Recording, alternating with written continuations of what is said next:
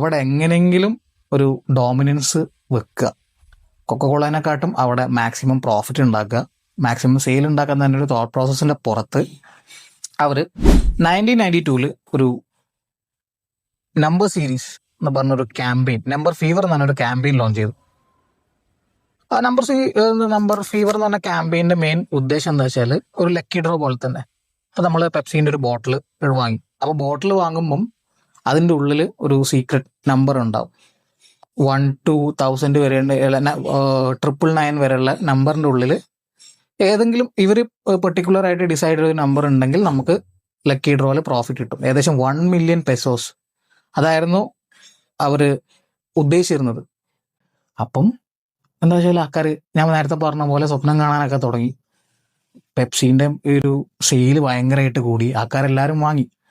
പക്ഷേ ഇത്ര ഒരു എമൗണ്ട് കിട്ടുക എന്നൊക്കെ പറഞ്ഞാൽ ഭയങ്കര ഒരു നല്ല കാര്യമാണല്ലോ. അപ്പം അതിൻ്റെ പുറത്ത് അങ്ങനെ ഇത് ഭയങ്കരമായിട്ട് ഈ ക്യാമ്പയിൻ ഇങ്ങനെ റൺ ചെയ്തുകൊണ്ട് നിൽക്കുമ്പോൾ ലക്കി ഡ്രോൻ്റെ ഒരു ഇത് വന്നു. അപ്പം അതിൽ 349 എന്ന് പറഞ്ഞ നമ്പറാണ് വിന്നിങ് നമ്പർ. അപ്പം 349 എന്ന് പറഞ്ഞ നമ്പർ വന്ന ആൾക്കാരെ കാര്യം ഭയങ്കര കോമഡി ആയിരുന്നു. സംഭവം കാര്യം പറഞ്ഞാൽ